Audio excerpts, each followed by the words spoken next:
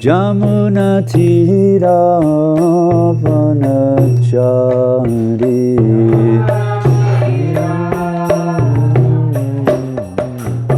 Hare Krishna Krishna Krishna Hare Hare Hare Rama Rama Rama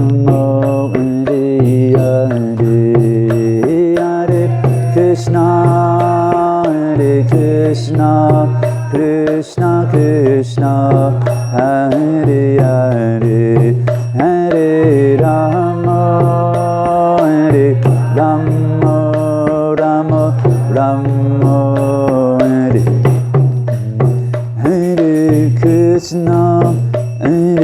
Krishna Krishna Krishna Hare Hare Hare Rama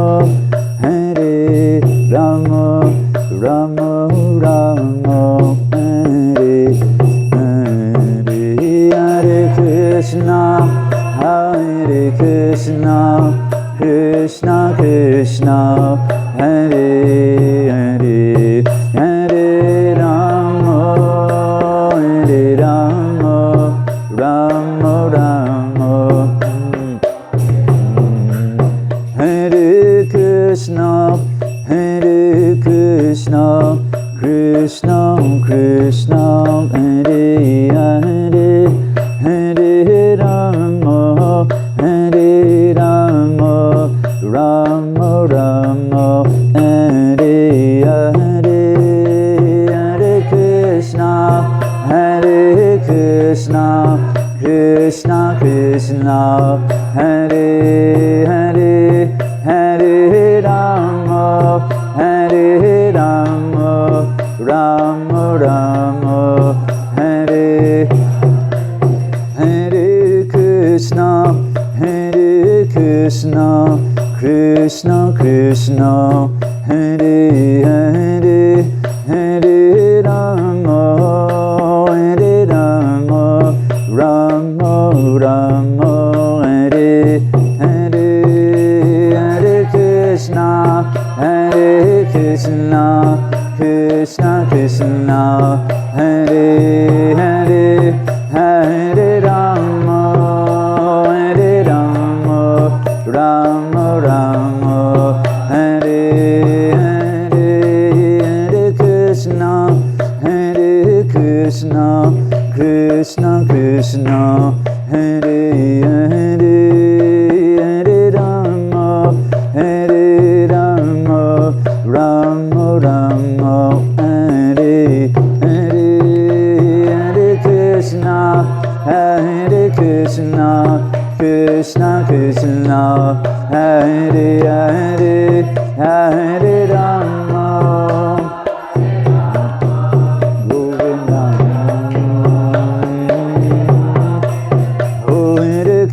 Govinda Hare Krishna Krishna Krishna Hare Hare Hare Rama Rama Rama Hare Hare Hare Krishna Krishna Krishna Hare Hare Hare Rama Hare Rama Rama Rama Hare Hare Krishna Krishna Krishna Hare Hare Hare Rama Rama Rama Hare Hare Hare Krishna Krishna Hare Hare Hare Rama Rama Rama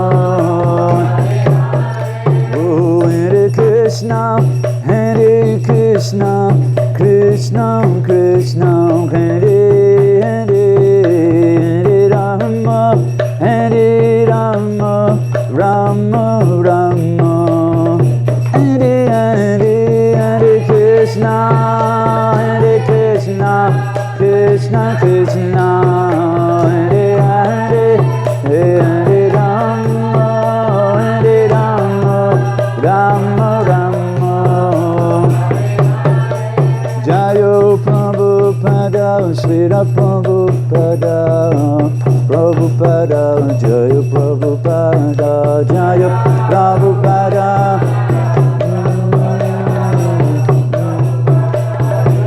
Nitai Gaur Haribo, Haribo, Haribo, Gaura Haribo, Nitai Gaur Haribo, Haribo, Haribo, Gaura Haribo. Jai Om Vishnupada Paramahamsa Parivradakacharya Astottara Satashu Srimad Sadivini Rasi Bhaktivedanta Swami Srila Prabhupada Ki Rantaraj Srimad Bhagavatam Ki Go Premanande. Toute gloire aux dévots assemblés, toute gloire à Shri Guru, Shri Gauranga.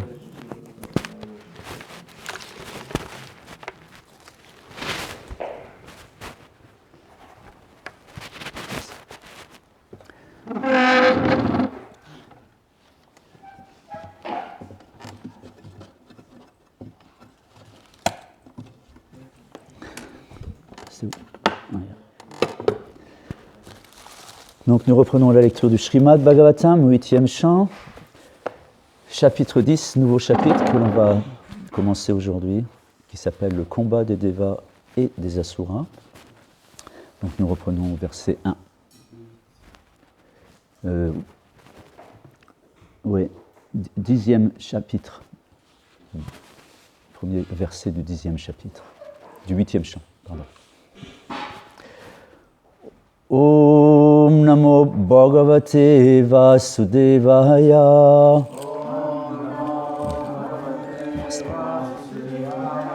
Om Namo Bhagavate Vasudevaya.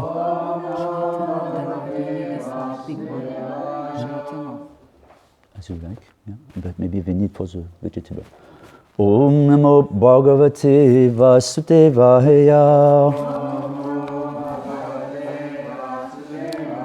Narayanam Namaskrityam Narum Chevam Narottamam Devim Saraswatim Vyasam Tato Jaya Mudirayet Nasta Prayeshu Abhadreshu Nityam Bhagavata Sevaya Bhagavati Utamashloke Bhaktir Bhavati Naistiki.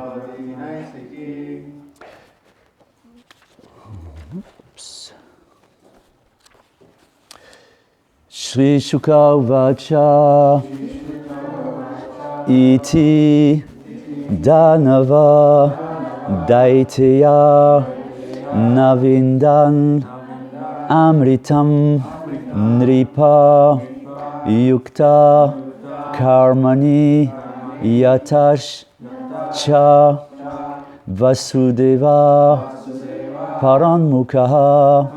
Merci beaucoup. Merci. Shri Shuka Uvacha Iti Danava Daitya Iti Danava Daitya Navindam Amritam Nripa Navindan Amritam Nripa Yukta Karma Niyatascha Yukta Karma Niyatascha Vasudeva Paranmukha Vasudeva Paranmukha Shri Shuka Uvacha Iti Danava Daitya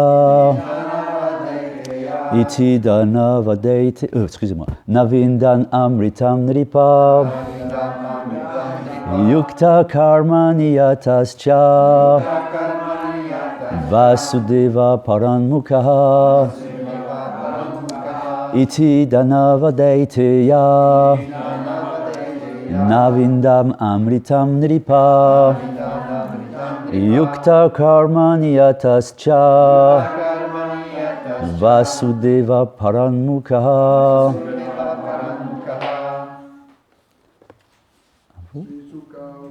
Shri Shuka Vacha Iti Nanavaditeya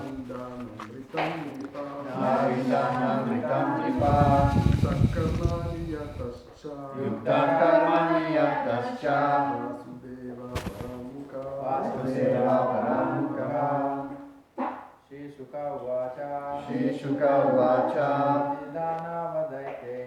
Iti Danavadaideya Navidamritam Dripa Yukta Karmani Yatasya Vasudeva Paranmukha Shri Shuka Vacha Shri Shuka Vacha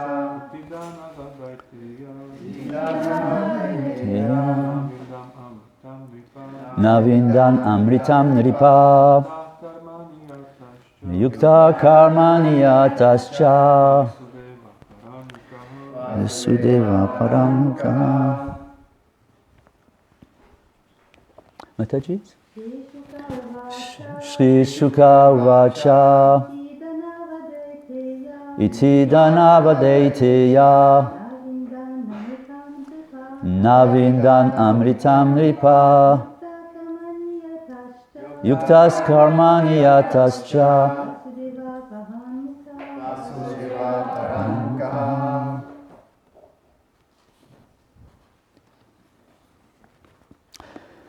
Shri Shuka Vacha Shri Shukadev Goswami dit Iti ainsi Danavadeiteya les asuras et les êtres démoniaques ne pas avindan atteignir le résultat désiré amritam le nectar nripa ô roi yukta tous ensemble karmani dans le baratage yataha absorbés et mettant toute leur énergie cha et Vasudev de Dieu la personne suprême Krishna Paranmukha parce qu'ils n'étaient pas des bhaktas. Traduction par sa divine grâce, c'est Bhaktivedanta Swami Srila Prabhupada. Shukadev Goswami dit Ô roi, les asuras et les daityas mirent toute leur attention et leur énergie dans le baratage de l'océan, mais parce qu'ils n'étaient pas des dévots de Vasudev, le Seigneur suprême, Krishna, ils ne purent boire le nectar. Verset suivant, il n'y a pas de teneur reportée à ce verset, donc on va lire le verset suivant. Sada yitvat militam rajam paya yitva svakam suram pasyantam sarvabhutanam yoyo garudavat ana. Ô roi, après que Dieu, la personne suprême, eut mené à terme le baratage de l'océan et rassasié de nectar les devas, qui sont ses chers dévots, il disparut de leur vue, emporté par Garuda vers sa propre demeure. Verset suivant. Sapatnanam param riddhim dristvate ditimanandana amrishyamana utpetur devam pratyu dhyata yuda. Voyant la victoire des Devas, les Asuras ne purent supporter leur prospérité supérieure. Ils marchèrent sur eux en brandissant leurs armes. Verset suivant. Tata suragana sarve sudaya pitaye dita prati samyu yudu shastrer narayana padashraya. Revigorés par le nectar, les Devas, qui cherchent toujours refuge au pied pareil de lotus de Narayan, prirent alors leurs différentes armes afin de contre-attaquer avec vaillance les Asuras. Verset suivant. Tatra deshva shuru nama rana paramadarunaha rodashyau damvato rajams tumuru roma arshanaha. Ô roi, sur le rivage de l'océan de lait s'ensuivit une bataille féroce entre Deva et Asura. Le combat fut si terrible qu'il suffit d'en entendre le récit pour que les poils se dressent sur le corps. Préparez-vous.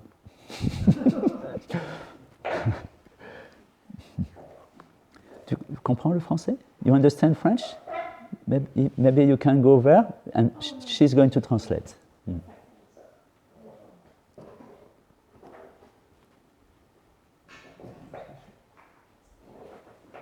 Verset suivant, verset 6. Tatra nyonyam sapatnaste samrabda manasurane samasadya sibir barner nijagnur vividayude. Submergés par la colère, les guerriers des deux camps se frappaient à coups d'épée, de flèches et d'armes de toutes sortes. Teneur est portée. Il existe toujours deux sortes d'hommes dans cet univers, non seulement sur cette planète, mais aussi dans les systèmes planétaires supérieurs. Tous les rois qui dominent des planètes comme le Soleil et la Lune ont aussi des ennemis, comme Rahu. Et c'est à cause d'attaques occasionnelles menées par Rahu contre le Soleil et la Lune qu'ont lieu les éclipses.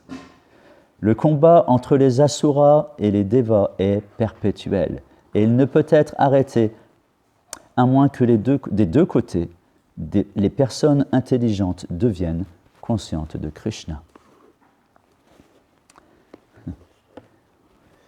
Om Agyanatimirandasya Gyananjana Sarakaya Chatsurun Meditam Jena Tashme Shri Gurave Namaha Sri Chaitanya Manubhishtam Shtapitam Jena Bhutale Swayam Rupa Kadamayam Dadati Swapadantikam Vandeham Sri Guru Sri Juta Padakamaram Shri Guru Vaishnavamscha Shri Rupam Sagrajatam Sahagana Ragunatam Vitam Tam Sajivam Sadvaitam Savadutam Parijana Saitam Krishna Chaitanya Devam Shri Radha Krishna Param Sahagana Lalita Shri Vishakam Vitamscha E Krishna Karuna Sindhu Dinabandhu Jagatpate Gopesha Gopika Kanta Radha Kanta Namostute Tapta Kansha Nagorange Radhe Vrindavaneshvari Vrishabhanusute Devi Pranamami Haripriye Vanchakalpatarubhyascha Kripa Sindhubhyahevacha Patitanam Pavanebhyo Vaishnavebhyo Namo Namaha Jaya Sri Krishna Chaitanya Prabhu Nityananda Yadvaita Gadadhar Srivasadi Gaur Bhaktavrinda Hare Krishna Krishna Krishna Hare Hare Hare Rama Rama Rama Hare Hare. Jai. Merci beaucoup à toutes et à tous d'être présents pour cette classe de Srimad Bhagavatam. Avant de faire quelques commentaires, essayer de comprendre, bien qu'il n'y ait pas, pour le moment c'est assez clair, c'est pas très d'une grande profondeur philosophique de comprendre ce qu'il se passe néanmoins. Je voudrais juste revenir un tout petit peu sur, sur le commentaire qu'on faisait la semaine dernière, le dernier événement auquel j'ai participé, suite à une question que Nityananda Mataji avait posée, une très bonne question. à laquelle on avait essayé de satisfaire. J'ai, par la grâce de Dieu, trouvé un verset qui vient corroborer ce que l'on expliquait. Alors je voulais juste le lire. C'est un verset de la Bhagavad Gita, du chapitre 2, c'est le verset 51, qui explique, je vais directement à la traduction, « Absorbé dans le service de dévotion, le sage prend refuge en le Seigneur et, renonçant en ce monde aux fruits de ses actes, s'affranchit du cycle des morts et des renaissances. Il parvient ainsi à l'état qui est par-delà la souffrance. » Vous vous souvenez ? Vaguement peut-être. On a peu de mémoire et on oublie vite. C'était à ce sujet de la souffrance. On avait vu comment, entre autres, on ne va pas reprendre le sujet parce qu'on peut traiter d'autres choses, mais on avait vu qu'entre autres, la souffrance pouvait être un impétus, une dynamique pour progresser spirituellement. On avait donné comme exemple l'appétit, quand on a faim. C'est une souffrance, mais cet appétit est de bon augure parce qu'il signifie qu'on est en bonne santé et que le repas que l'on va faire va être digéré de façon appropriée et qu'il va être de ce fait bénéfique. Donc on voit...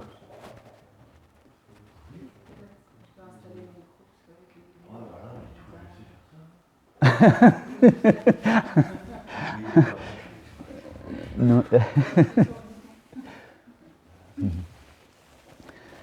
Donc voilà, à propos de la souffrance, c'est un sujet intéressant qu'on avait couvert. Aujourd'hui, on voit une chose, Srila Prabhupada fait un petit point, c'est un chapitre qui est un petit chapitre de 57 versets, qui va essentiellement traiter de ce combat entre les asuras et les suras, entre les devas et les démons. Et beaucoup de détails et peu de teneur est portée dans ce chapitre. Néanmoins, Srila Prabhupada, dans cette teneur est portée, souligne ce combat perpétuel, le mot est employé, perpétuel, entre les devas et les asuras.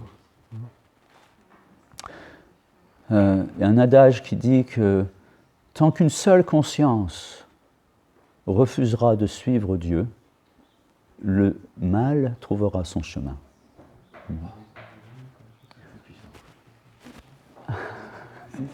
C'est pour ça que je le dis. C'est à méditer. Et c'est en relation avec... Merci beaucoup Bruno, peu de gloire à ton service.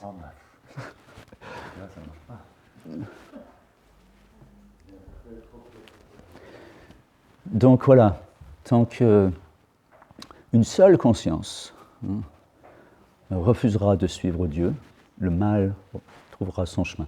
Alors, ce mot en français, mal, est extrêmement employé dans diverses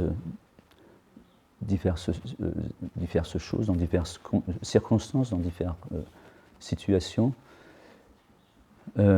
Mais on peut voir que dans notre cas, le mal, c'est le contraire du bien. Parfois, on entend, quand on est dans des sujets religieux, mal sous-entend le malin, que nous appelons Kali. Et on voit que oui, c'est bon, ça marche là. Tout le monde se bouche les oreilles d'ailleurs. C'est bon, merci beaucoup, ça marche très bien. Bon, je plaisantais. Donc, donc voilà, ces deux types de personnages, Asura, Sura, et on voit que ce qui anime, on voit que d'un côté, les Suras ont reçu les bénédictions du Seigneur parce qu'ils sont des dévots du Seigneur, de divers niveaux, de diverses consciences. Et de l'autre côté, on a les Asuras qui n'ont pas eu droit à ce nectar. Parce que ça serait terrible. De rendre le mal immortel, ça serait terrible pour l'humanité. Parce que ce nectar, amrita prive de mrita, c'est-à-dire mrityu, c'est la mort. Amrita prive de la mort, donc qui rend éternel, le nectar d'immortalité. Qu'est-ce qui, dans ces asuras, qu'est-ce qui les anime en fait? C'est intéressant de comprendre. On va essayer de rentrer et mieux comprendre. Qu'est-ce qui anime le mal? Qu'est-ce qui anime ces asuras? Qu'est-ce qui anime? Qu'est-ce qui fait qu'ils sont mal? Qu'est-ce qui fait qu'ils ne sont pas bien? C'est pareil, il faut prendre cette notion de bien et de mal, non pas au niveau mental. Parce que le mental, lui, son mal et son bien est à géométrie variable, c'est fluctuant. Et en plus, ce qui est pour un n'est pas pour l'autre, le mal et le bien. Voire même cette frontière, elle peut fluctuer en fonction de comment on est influencé par tel ou tel guna ou tel karma. Mais dans l'absolu, le mal, ou donc ce qui est asurique, ce qui est démoniaque, est animé par 6 pulsions, 6 énergies, on va dire, 6 pulsions. La première, c'est la concupiscence. La concupiscence. Ennemie insatiable de l'âme, brûlante comme le feu, et insatiable, jamais satisfaite. Dans la Bhagavad Gita, dans le chapitre 3, Karma Yoga, Krishna en parle. Et on parle plusieurs versets sur ça. Et fait le point à Arjuna. Il dit, voilà, le problème, il est là. C'est la concupiscence. Et explique que la conscience pure de l'être, la conscience pure, la conscience est pure. Mais cette conscience pure est voilée par son ennemi éternel, la concupiscence, insatiable et brûlante comme le feu. Puissant, extrêmement puissant. Et Krishna continue à élaborer sur le sujet. C'est dans les sens. C'est intéressant de savoir, quand on a un ennemi, il est où cet ennemi? Parce que ennemi, ça veut dire il faut le détruire. Soit fuir, soit le détruire. Dans les deux cas, fuir ou détruire, il faut savoir où il se trouve. Alors Krishna, immédiatement après avoir dit, voilà le problème, maintenant où est le problème? Où le trouver? Où il se cache? Il est très influent, et cette concupiscence extrêmement puissante, et elle a beaucoup d'effets, mais elle se cache, en fait. Elle n'est pas facile à détecter pour quelqu'un d'ordinaire, quelqu'un qui n'a pas une démarche de recherche spirituelle particulière. Donc Krishna explique, dans les sens, le mental et l'intelligence qu'elle se loge. C'est dans les sens, le mental et l'intelligence qu'elle se loge. Cette concupiscence qui égare l'être en étouffant son savoir véritable. Le bon terme, en étouffant. Elle fait suffoquer le vrai savoir. Elle recouvre l'âme. La conscience est pure, mais elle vient et elle va tout contaminer. Elle va tout recouvrir. Elle va tout recouvrir. Étouffer le véritable savoir. En étouffant le véritable savoir. Krishna continue à élaborer. Commence donc, Arjuna, par enrayer ce fléau de la concupiscence, source même du péché, en réglant tes sens. Écrase, ô meilleur des Bharata, ce dévastateur de la connaissance et de la réalisation spirituelle.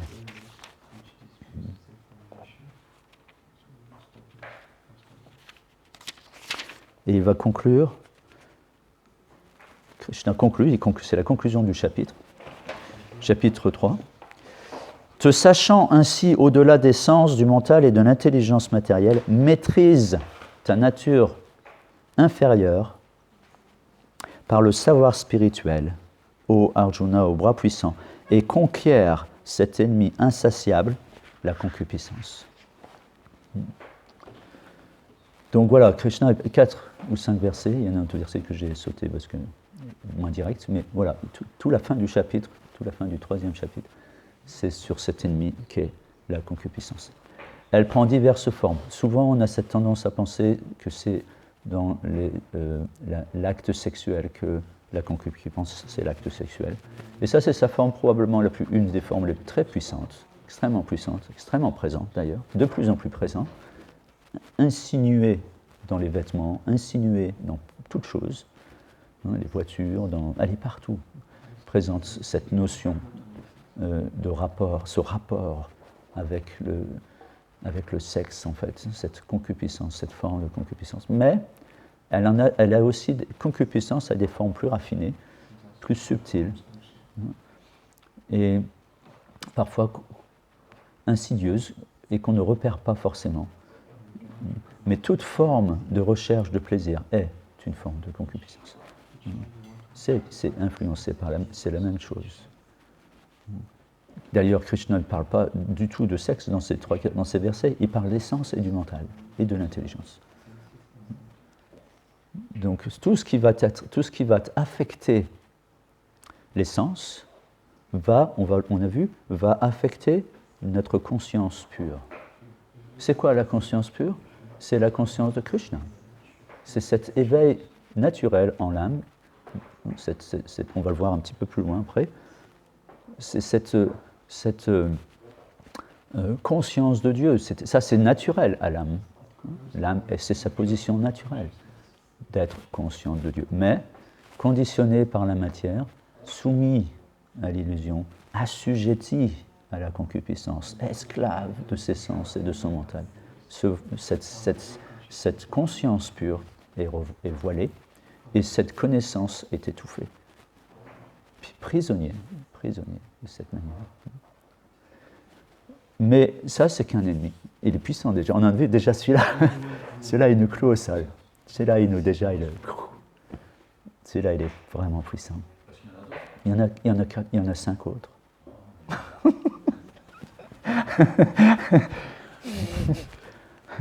Ensuite, il y a l'avidité qui est inhérente à la concupiscence. Concupiscence rend avide. Le désir de posséder, le désir d'assouvir cette concupiscence.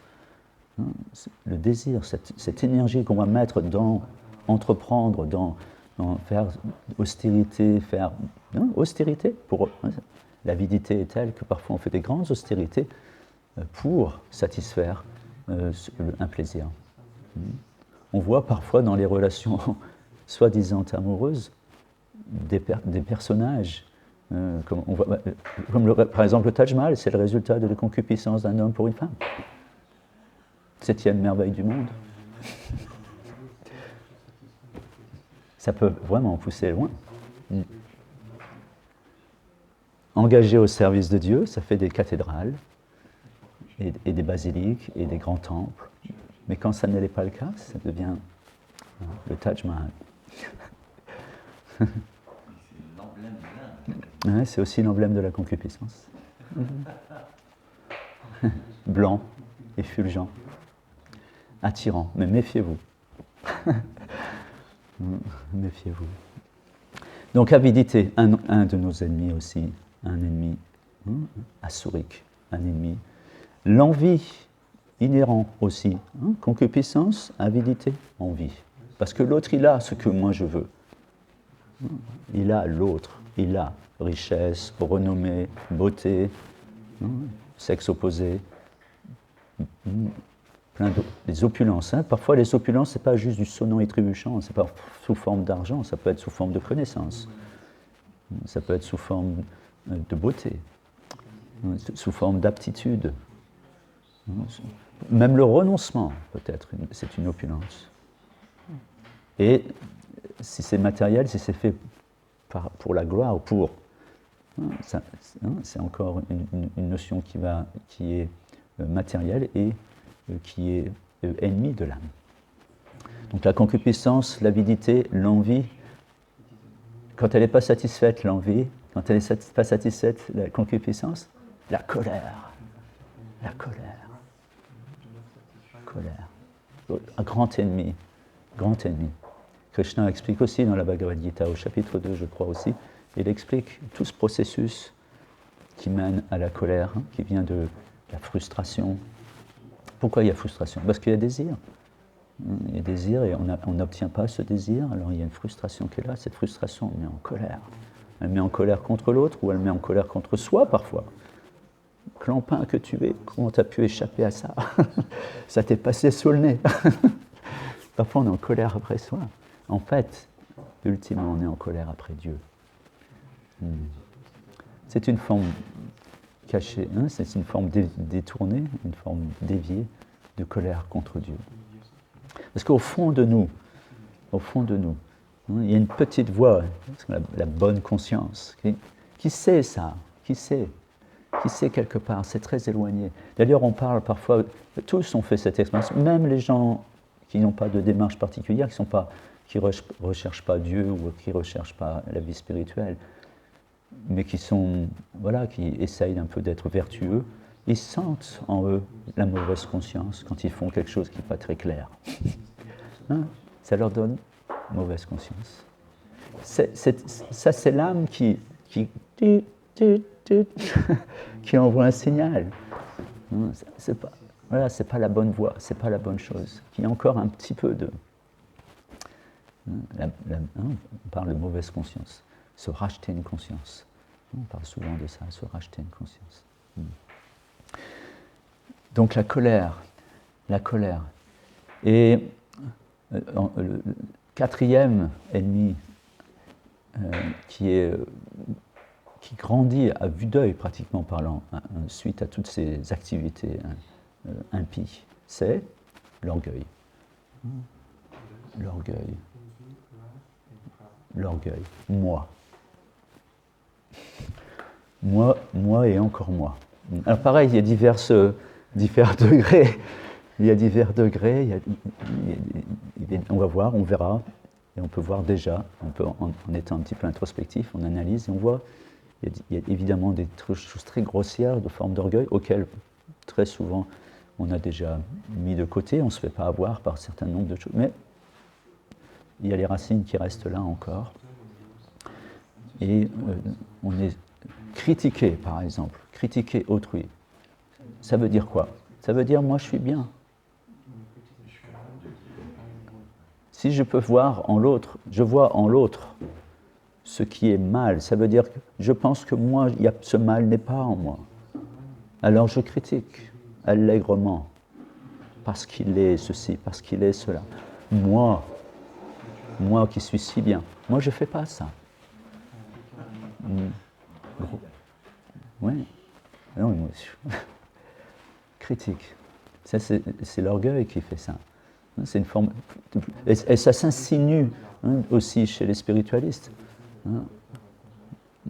Dans les traditions se rivalisent entre elles, une pensant je suis mieux que l'autre, parce que nous comprenons mieux les choses, parce qu'on fait mieux ça, parce que c'est extrêmement présent.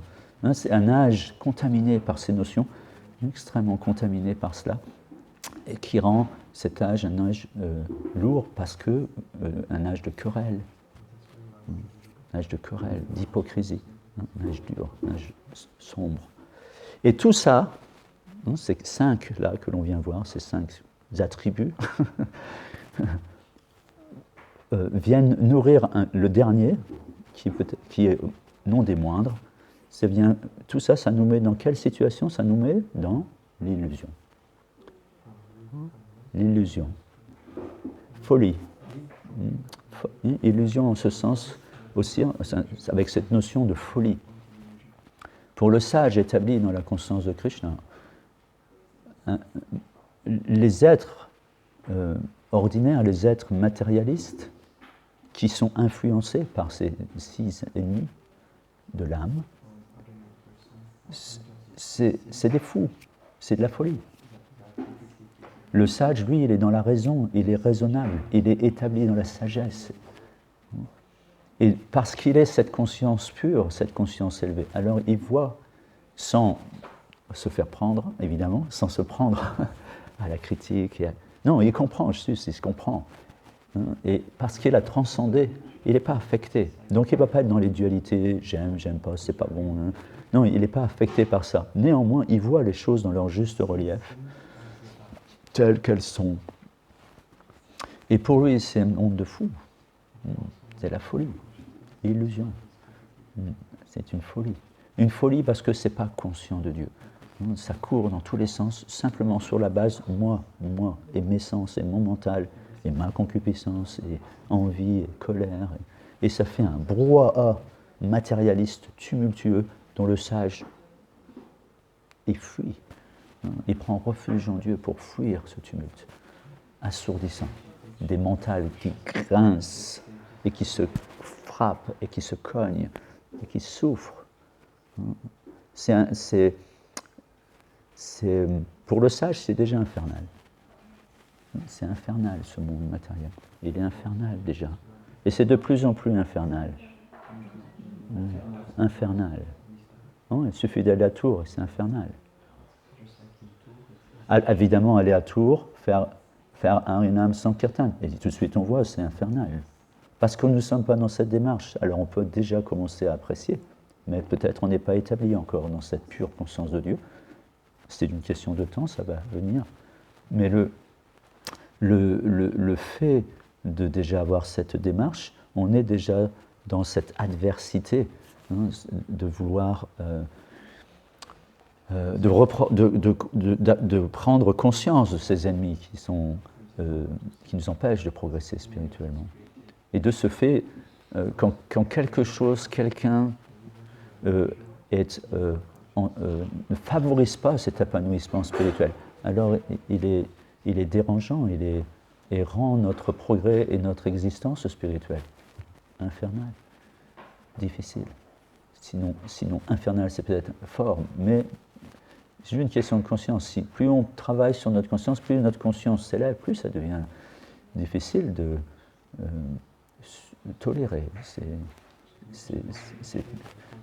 D'où ce qui est intéressant, c'est que dans ces cas-là, il y a un grand impétus pour venir aider aussi, essayer de soulager l'humanité souffrante de ces maux qui l'affectent. Donc, pour revenir à notre point, voilà de quoi le mal est fait. Et ce mal, il est en nous. Parce qu'en nous, il y a aussi ces deux notions. En nous, il y a aussi ces deux notions que Sura et Asura. Parce que d'un côté, il y a une âme qui crie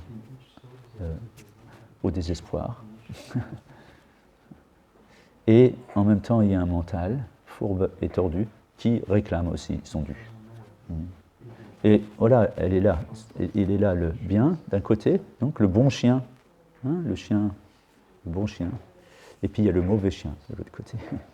Et celui qui dominera, c'est celui qui sera le mieux nourri.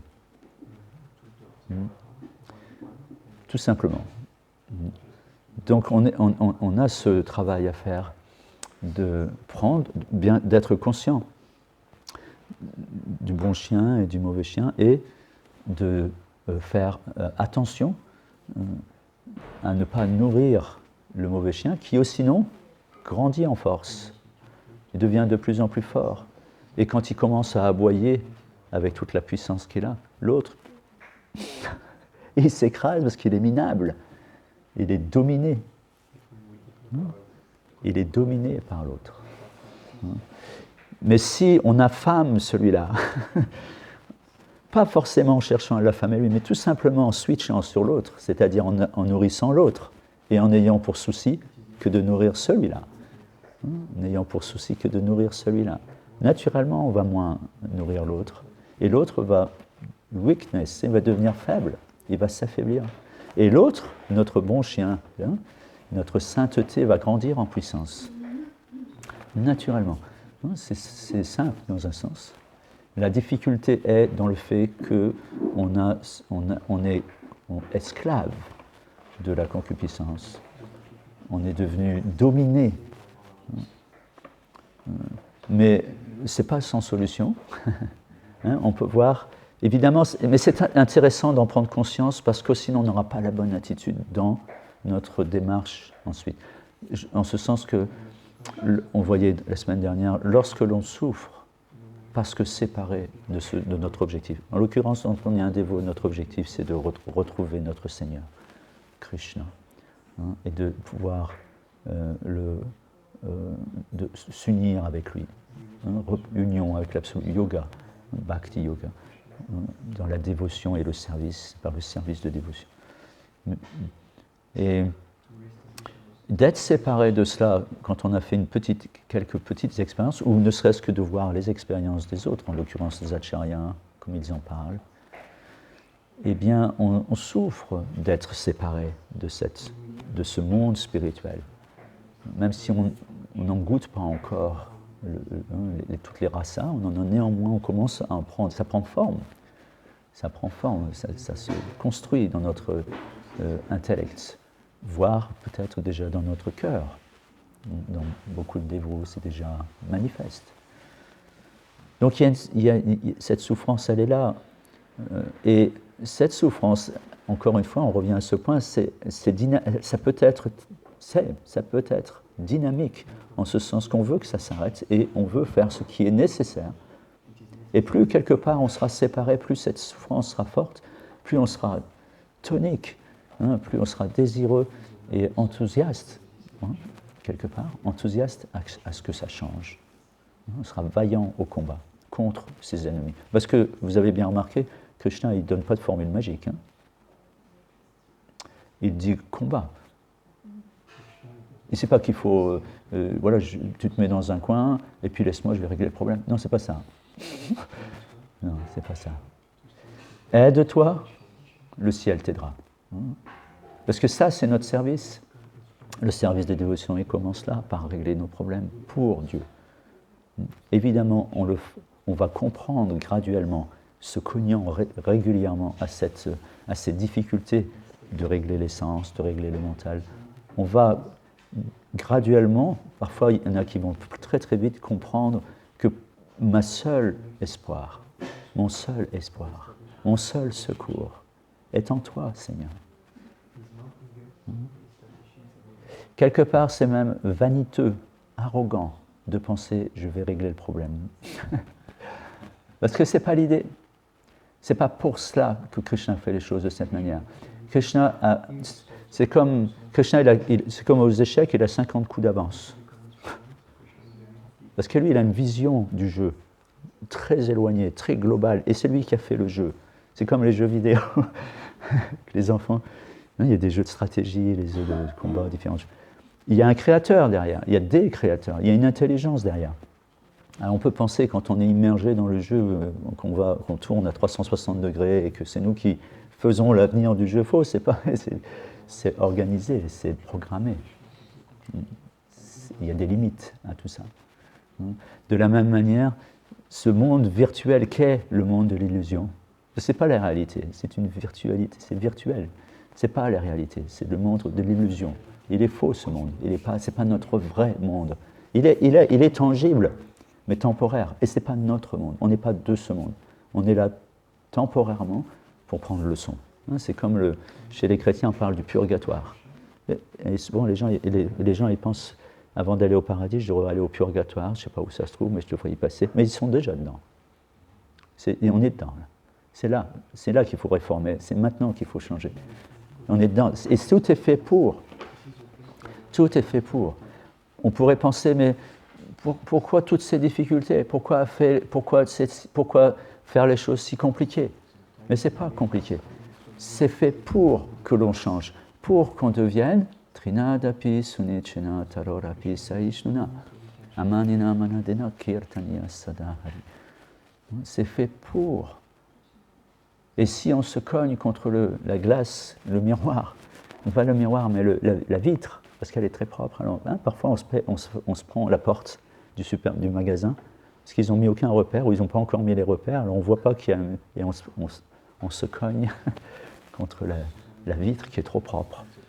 Donc de la même manière, dans notre illusion, parfois on a tendance à se prendre le mur régulièrement, et on peste, et on se met en colère, et pourquoi tu fais ça ? Mais en fait, il faut comprendre pourquoi. Il faut comprendre la raison d'être du problème. Le problème, la solution, elle est dans le problème. elle n'est pas ailleurs. La solution, elle est là. La solution, elle est dans l'abandon à Dieu. La conclusion de la Bhagavad Gita, Sarva Dharmam Parityaja Mamekam Saranam Vraja. Oublie tout, Arjuna. Laisse toute forme de dharma. Juste, simplement, abandonne-toi à moi. Et du reste de tes fautes, je m'en occupe, je t'en affranchirai. N'aie nulle crainte. Krishna dit, n'aie nulle crainte, je m'en occupe. Abandonne-toi à moi. Lâche tout, laisse tomber. C'est ce qu'on appelle le lâcher prise. C'est ça, lâcher Maya. Lâcher prise. C'est un peu comme si on tenait un arbre, on tient l'arbre dans nos bras, mais d'un autre côté, on voudrait bien aller de l'autre côté. On voudrait progresser, on veut aller ailleurs. On veut aller là où le soleil brille, on veut aller rejoindre les amis. Alors, on voudrait y aller, mais le point, c'est qu'on ne lâche pas l'arbre. Alors, on est dans une contradiction en nous-mêmes. Il y a une contradiction en nous-mêmes qui est là. Et on cherche la solution ailleurs que dans le problème. Et le problème, c'est qu'on ne lâche pas, en fait. On ne lâche pas Maya. Pourquoi on ne lâche pas ? Pourquoi on ne lâche pas ? Parce qu'on n'a pas encore de foi suffisamment forte en l'autre, en le Seigneur. On n'a pas encore une foi forte et ferme, suffisante pour lâcher d'un côté. Parce que, quelque part, il y a une notion qui est intéressante, c'est qu'on doit être heureux. C'est nécessaire, c'est vital, parce que l'âme est faite de ça. Et on ne vit que pour ça. Et on peut voir, conditionné, c'est pareil. Les gens conditionnés ne vivent que pour ça. Une chose, être heureux, et estimant que le plaisir va les rendre heureux. Mais au fond, c'est normal, et c'est naturel, et il n'y a pas de mal à ça. Là n'est pas le péché. Le péché, c'est de ne pas le satisfaire en Dieu. Parce que, parce que nous participons de cet absolu, et que par nature, à cause de notre nature intrinsèque, on doit retrouver cette position naturelle d'être dans l'union avec l'absolu à travers ce service de dévotion. Il est déjà 9h05 et j'ai à peine entamé le sujet. Voilà, je voulais juste dire quand même une notion qui est intéressante concernant le mal et le bien, c'est que dans le domaine spirituel, dans la voie qui nous mène à la conscience de Krishna, le bien et le mal, en fait, le mal c'est adharma et le bien c'est dharma. C'est comme ça qu'il faut le voir. Le mal, et on voit, les asuras c'est adharma. Ils ne veulent pas de dharma. Ils veulent juste faire ce qu'ils veulent, quand ils veulent, comme ils veulent. Et ils veulent le beurre et l'argent du beurre. Donc adharma. Kali, c'est adharma. Dans cet âge, Kali, ça c'est adharma. Et dharma, ça c'est le bien. C'est ça le bien, c'est dharma. Et en fait, on a vu que, on a maintes fois vu que le dharma de l'âme, c'est de servir Dieu. Mais ce n'est pas juste de servir Dieu, c'est de pratiquer. Le dharma de l'âme, c'est la bhakti, c'est-à-dire le service de dévotion. Or, la dévotion, c'est quoi ? C'est l'amour pour Dieu. Or, quand on aime Dieu ou quand on aime X, naturellement et automatiquement, on sert. Ça va avec. C'est indissociable.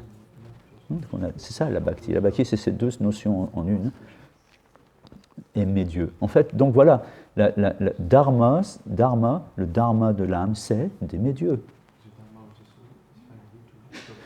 Et aimer Dieu, c'est d'abord apprendre à le découvrir. Aimer Dieu, c'est d'abord commencer par apprendre à le découvrir. Sinon, on va aimer quoi, juste?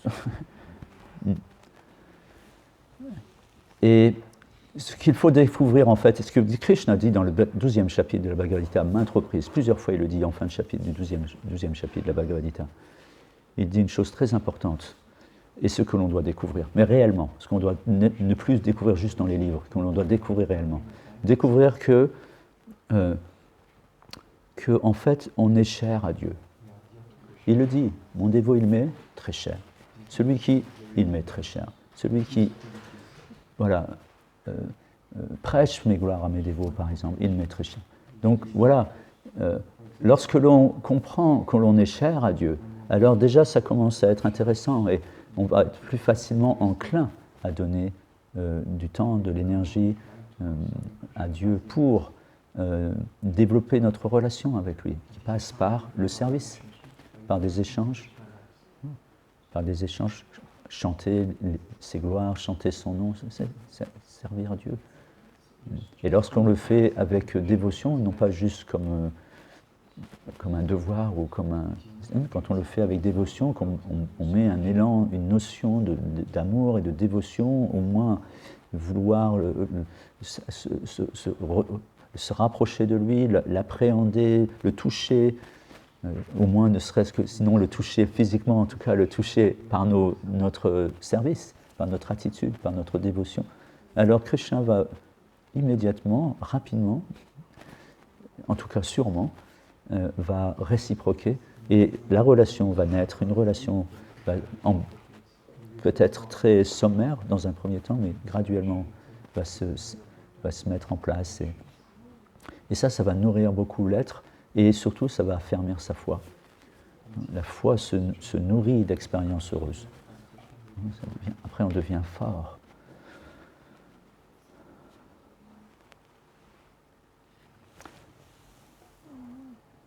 Voilà. On pourrait continuer, mais bon, on va s'arrêter là, il est déjà 9h10. Est-ce que vous avez des commentaires peut-être ou des questions? Moi j'aurais une question. Oui. Justement à propos de ce dernier point, enfin j'en ai deux questions. J'avais une autre question précédemment, mais le dernier point m'a un peu attiré l'attention. Tu dis que la foi se nourrit d'expériences heureuses. Mais pourtant, il est dit, enfin en tout cas comme la reine Kunti, elle décrivait que ces expériences malheureuses, au contraire, approfondissaient sa foi. Tout à fait. Donc, qu'est-ce qu'on doit choisir? Oui, parce que oui, mais tu sautes une étape dans ce que tu viens de dire. Oui, parce que, effectivement, d'ailleurs c'est ce que je parlais au départ de souffrance, ce que Mère Kunti expérimente dans cette situation où elle est tiraillée par l'un et par l'autre. Mais et pendant un certain temps, prenons cet exemple qui est un très très très bon exemple, pendant un certain temps, d'abord elle regarde autour d'elle qui va pouvoir l'aider. D'abord elle essaye par ses propres moyens de résister, de retenir, mais elle n'y arrive pas, ça l'échappe, elle a un gaillard près de lui. Tout de suite elle sollicite de l'aide. Oui, mais c'est pareil, c'est la même situation. Sollicite de l'aide, ça ne bouge pas. Donc il y a graduellement, elle est mise dans une situation de désespoir. Mais dans cette situation-là, en fait, cette situation va être une situation idéale dans laquelle elle va prendre refuge en Dieu, en le Saint-Nom d'ailleurs, au Govinda, sincèrement et avec beaucoup d'espoir, et entre tes mains, elle se remet entre les mains du Seigneur. Et il va se passer un heureux événement qui va venir affirmer encore plus sa foi, qu'elle a déjà quelque part. Donc, finalement, il y a une expérience heureuse qui vient d'une situation qui est malencontreuse, mais ça finit bien si sa démarche parce que sa démarche est spirituelle, parce que sa démarche est purement spirituelle. Et pas juste, c'est le cas de Prahlad Maharaj aussi. Prahlad Maharaj, on ne peut pas dire que ce soit une situation extrêmement favorable. Il est malmené à mort. Néanmoins, il a une foi ferme, petit enfant, une foi ferme. Pourtant, il a devant des colosses. Il n'a aucune chance, matériellement parlant, aucune chance. Mais chaque expérience qu'il fait est une expérience heureuse en ce sens qu'elle vient corroborer sa foi qui devient de plus en plus forte parce qu'elle est éprouvée. Elle est éprouvée, c'est une foi qui est éprouvée, mais à chaque fois ça finit bien parce qu'elle est éprouvée, mais le Seigneur vient affirmer cette foi en lui montrant son soutien. Il voulait poser une deuxième question, non? Ouais. Je voulais ponctuer sur deux, si je peux.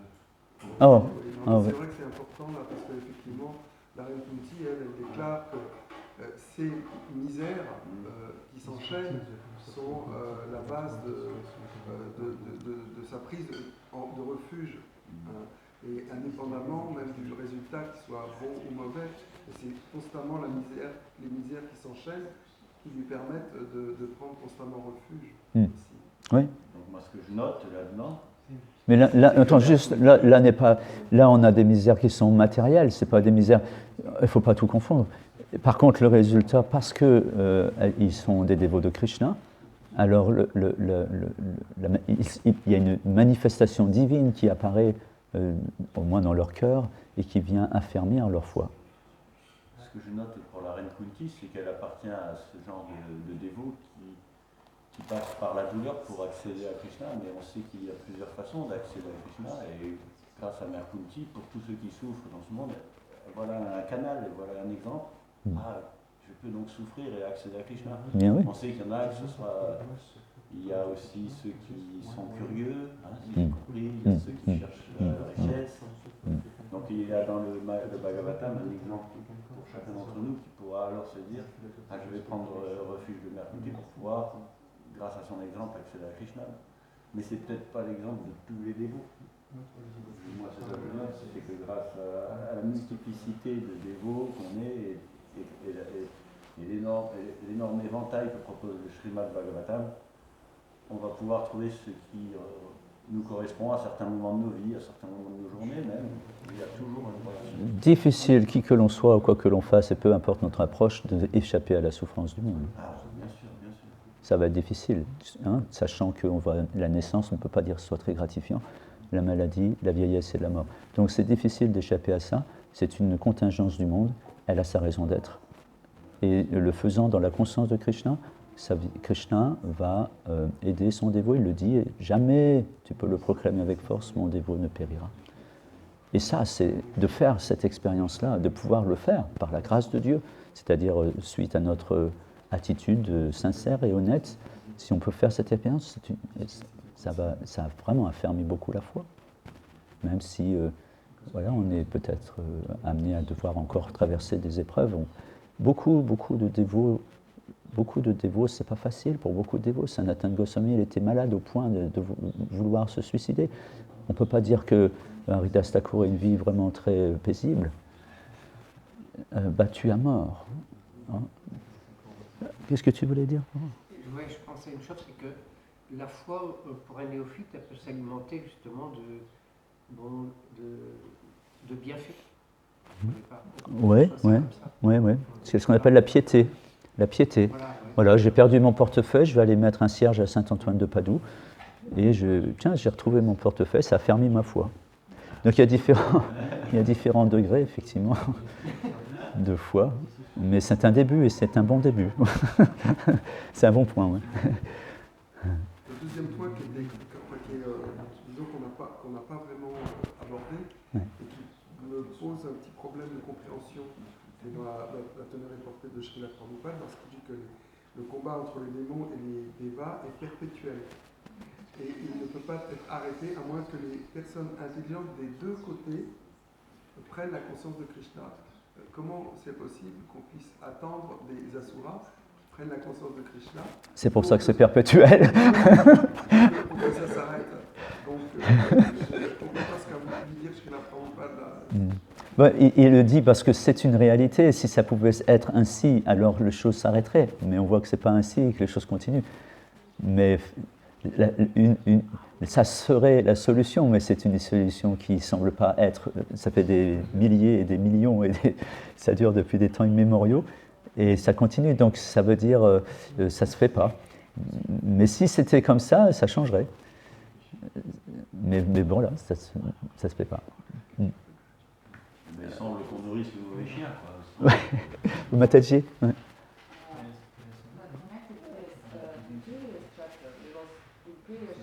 Krishna shows himself as a woman. But my question is, demigods was aware that was Krishna. Demigods, they was aware it was Krishna in front of them. They was aware or not? J'ai pas compris. Moi. Tu peux un peu traduire? Krishna, le previous chapter, dans le chapitre précédent, Krishna était sous la forme de Murti en tant que femme. Ouais. Alors, est-ce que les Suras et les Asuras, est-ce qu'ils étaient conscients que Krishna était une femme, que cette femme c'était Krishna? Est-ce qu'ils savaient? Non, ils ne savaient pas au départ. Après, ça s'est révélé. Ah ben à la fin, une fois que le nectar était déjà distribué, consommé, une fois que le problème était réglé, Krishna est apparu. On le dit, c'est dit dans le début, c'est dit dans le résumé du chapitre, c'est expliqué comment. Mais même là, on vient de le voir dans les premiers versets qu'on a lus, comment Krishna, Vishnu, dans sa forme de Vishnu, repart chez lui en montant sur Garuda. Donc il a bien révélé ça. Et les Asuras et les Suras sont là, c'est clair.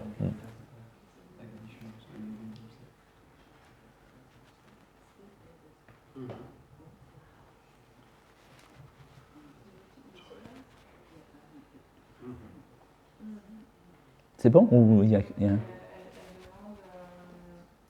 donc du coup, si à la fin, si Krishna s'est révélé en tant que Krishna, comment ça se fait que même les demi-dieux, ils avaient quand même de la colère contre eux?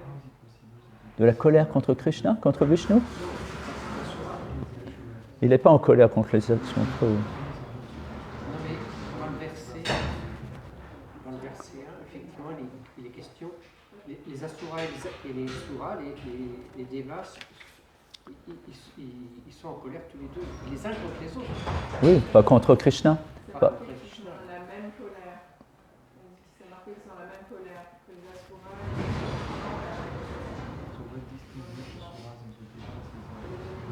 À propos de Vishnu? En colère à propos de Vishnu? Je n'ai pas compris. Entre eux, oui, ils sont entre eux. Okay, I understand that. But we are talking about the enemies. We were talking about enemies, 5 enemies which we have. But Yeah. when they start in the battle, these verses which you are talking, it's written that they have the same anger. That means they both have, also the demigods have this still anger inside them, isn't it? Oh, you speak about the enemy of the art in the. Yes, but if they was aware of Krishna, they saw Krishna, it was present before them, but still, even shortly after that, they had those Oh, inside. yes, I understand. Oui, ok, I understand. Mais il y a, le Krishna et Arjuna même, voire d'autres, vont manifester de la colère dans différentes situations. Par exemple, quand Krishna apparaît sous cette forme de mi-homme, mi-lion, Nishingadev, il est en colère après la Sura. Il est en colère, mais c'est une colère divine. La colère est engagée au service de Dieu. C'est plus une colère égoïste, c'est pas une colère centrée sur moi. C'est une colère qui est... Les Devas sont au service de Dieu. Ils sont au service de Krishna, au service de Vishnu, au service du bien. Ils sont au service de Dharma. Et pour ce faire, ils vont défendre ce Dharma. Ils vont défendre Vishnu. Ils vont défendre certaines idées. Ils vont défendre leur bien. Ils vont défendre leur Dharma, leur vérité. Et pour ce faire, ils sortent les armes. Parce que de l'autre côté, il y a les armes. Et sur le champ de bataille, Arjuna va tuer des millions de gens. Et il ne va pas le faire avec le sourire, il va le faire en étant en colère. Et il va faire, en étant intense et dans le combat, quoi. Il va pas le faire avec une baguette magique, il va le faire en tuant les gens et en les coupant la tête et les bras. Mais c'est pour Dieu. Et là, c'est une colère, mais elle est divine. C'est une colère qui est sainte. C'est parce qu'il le fait pour Dieu, sous l'instruction de Dieu, pour le Dharma, pour protéger le Dharma, pour rétablir les principes de la religion et protéger les dévots. Donc cette notion, voilà, c'est engagé au service de Krishna. Alors le point, c'est que les devas, c'est pas des purs dévots de Dieu. Ils ont des intérêts, c'est des prakrita bhakta, ils ont foi en Dieu, ils ont une certaine foi en Dieu et ils sont dharmiques, mais ça reste limité néanmoins. On peut voir, ça dérape régulièrement. Donc, ils ne sont pas dans la transcendance. C'est pas des, ils sont pas, ils sont pas, ils ont des intérêts encore matériels. Ils sont encore, hein? Ils sont un peu illusionnés. Oui, certainement, oui. Donc, ils ne sont pas dans ce travail que certains Vaishnavas ont, voulant rompre totalement avec le monde matériel et rentrer au monde spirituel. Ce n'est pas tout à fait ça non plus. Donc, ils n'ont pas ce combat intérieur avec, à devoir tuer ces ennemis que sont les ennemis insatiables de l'âme, que sont concupiscence, avidité, envie, colère. D'ailleurs, ils veulent le nectar là. Oui, oui, c'est ça. D'ailleurs, ça montre bien qu'ils ne sont pas des très, voilà, ils sont intéressés par ça, quoi. C'est pas purement spirituel, c'est même pas du tout spirituel quelque part. Ils veulent l'immortalité, c'est pas. Et d'ailleurs, Krishna intervient entre les deux pour régler. Pour pas qu'ils se fassent piquer parce que c'est parti pour, hein. C'est parti pour que les Asuras le prennent. Hein. Ils l'ont déjà. D'ailleurs, ils le possèdent. Ah oui, elle est arrivée au bon moment. Hein. Ça a failli déraper. Hein. Et oui, ça a même dérapé un tout petit peu. Raoult en a pris un peu, commencé à en prendre. Hein. Et pof, il lui a coupé la tête avant que ça descende trop bas. C'est sa tête qui est éternelle. Oui. Du coup, sa tête, c'est Raoult qui tourne. Voilà. Qui tourne. Oui, c'est ça. Ok, on va s'arrêter là parce qu'il est tard. Merci. Merci beaucoup. Hare Krishna. Srila Prabhupada ki jai.